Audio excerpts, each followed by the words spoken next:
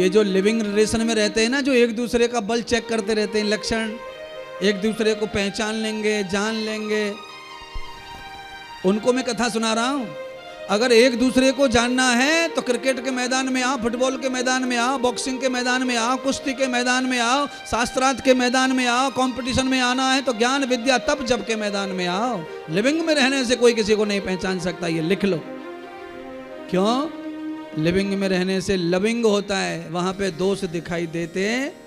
वहां दोष कैसे दिखाई देंगे? वहां तो वो प्यार कर रहा है, ये प्यार कर रहा है, वो प्यार कर रहा है, वो प्यार में थोड़ी दोष दिखते हैं। दोष तो तब दिखते हैं जब प्यार ना रहे।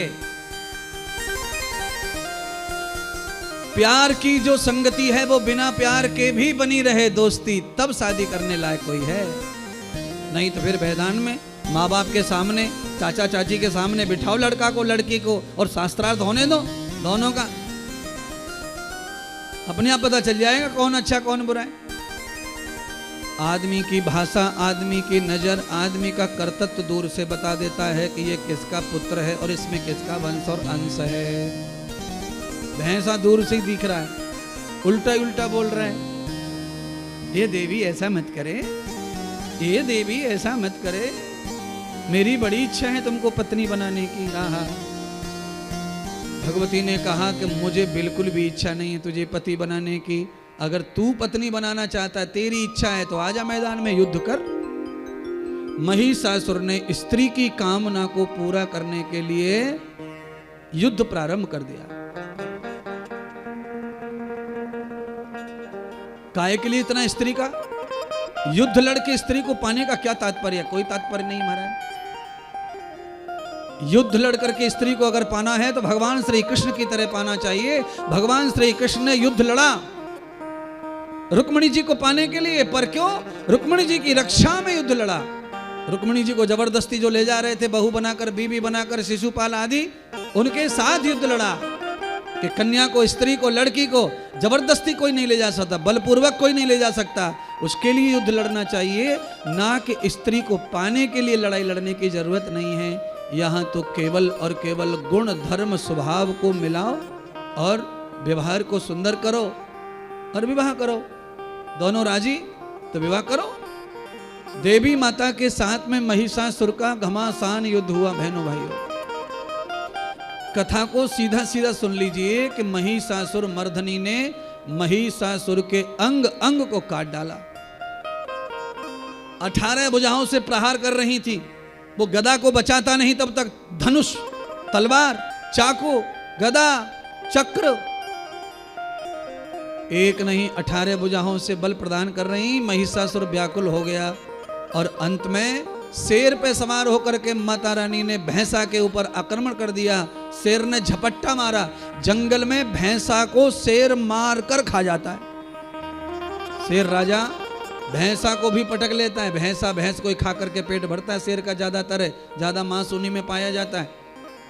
भैंसा को भी पटक लेता है, पर हाँ कभी कभी भैंसा भी शेर को परास्त करने में सफल हो जाता है। कभी कभी तो युद्ध हुआ, शेर में और भैंसा में युद्ध हुआ, कभी ये ऊपर कभी वो ऊपर कभी ये ऊपर।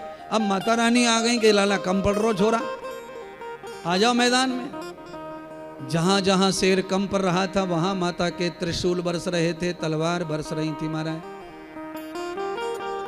अंत तो गत्वा, जिसकी वजह से महिषासुर में बल था वो था माथा। भैंसा में सबसे ज्यादा ताकत उसके माथे में ही रहती है। भैंसा महाराज माथे से दीवार को, गाड़ी को, सबको तोड़ डाले। हाँ, नंदी का भी हाल ऐसा ही है। बैल के भी माथे में ही ताकत होती है ज्यादा।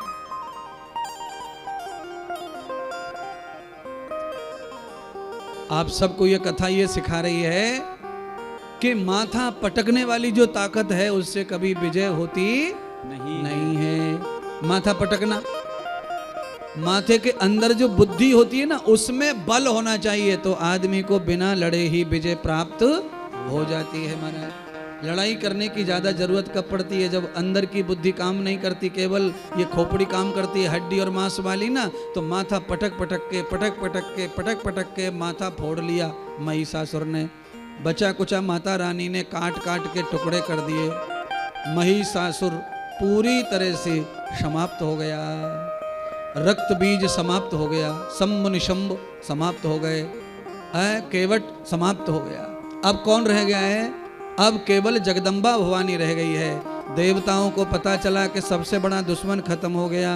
देवता फूल बरसाते हुए, विमानों से फूल बरसाते, ज्योति जलाते हुए, जय जयकार करते हुए माता भवानी के दरवाजे पर पहुंचे और सब देवताओं ने माता भवानी को पहाड़ों के बीच में जहां प्रकट हुई थी, सब देवताओं ने माता महारानी का पूजन, अर्चन, बंधन, आरती, श्रृंगार और माता रानी की सेवा, अनुष्ठान और उनके चरणों में ध्यान करने का संकल्प लिया। कुल मिलाकर जो भी देवता, जो भी मूर्ति, जो भी मंदिर, जो भी गुरु आपकी आपत्ति में, संकट में खड़े हो जाएं और आपका काम बना दें, तो फिर मृत्यु पर्यंत उनकी ही सेवा करनी चाहिए।